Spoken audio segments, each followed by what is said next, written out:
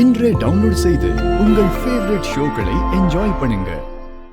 என்ன தைரியத்தில் இவளை கூட்டு வந்தா? நம்மள என்ன பண்ண முடியும்னு நினைக்கிறியா நீ?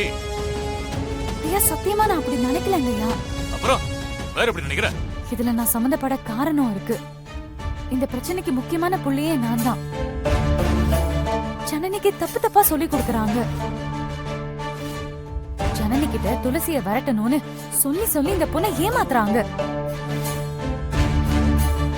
ஆமாங்க, கேப்பார் பேச்ச கேட்டுதான் ஜனனி இப்படி எல்லாம் பண்ணிட்டு இருக்கா.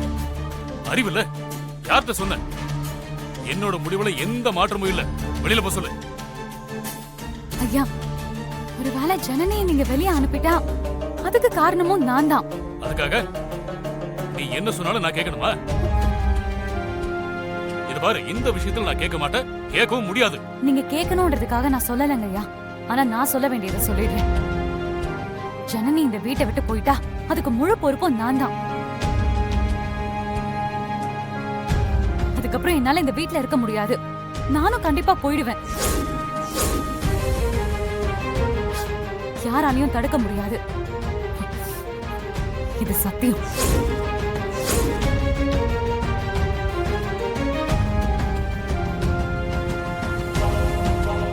ஒண்ணு மாதிரி நிக்காம காலை தொட்டு மன்னிப்பு கேளு.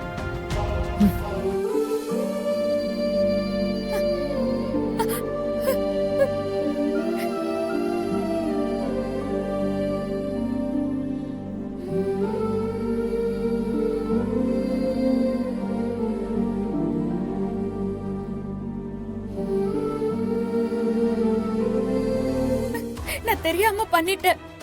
என்ன மன்னிச்சிருங்க அங்கிள். இனிமே நீங்க சங்கடப்படுற மாதிரி நான் நடந்துக்க மாட்டேன் uncle. Please uncle. Sorry, I'm sorry uncle.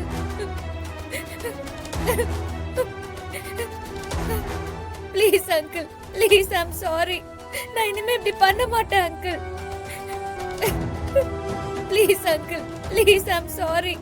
நான் பண்ண மாட்டேன் uncle. Sorry uncle. Sorry, uncle. Please, uncle.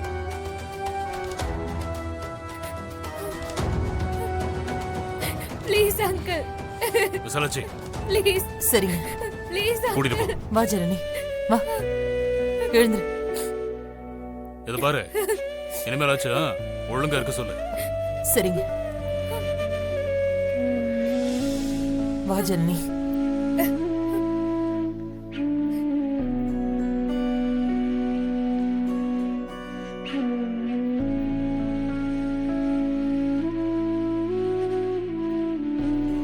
அம்மா மன்னிச்சுக்கோங்கம்மா. ஐயாவை எதிர்த்து பேசிட்டேன். நீ அப்படி பேசலனா அவர் மனசு இறங்கி இருக்க மாட்டாருமா. துளசி, நீ இல்லனா ஜனனியை இந்நேரம் மலேசியாவுக்கு பேக் பண்ண வேண்டி இருந்திருக்கும். ஐயா கோவத்துல நியாயம் இருக்கு. ஜனனி கொஞ்சம் பார்த்து நடந்துக்கோ. இந்த வீட்ல மத்தவங்க நினைக்கிறதெல்லாம் உன்னை வச்சு செய்யறாங்க. நீ யாரு?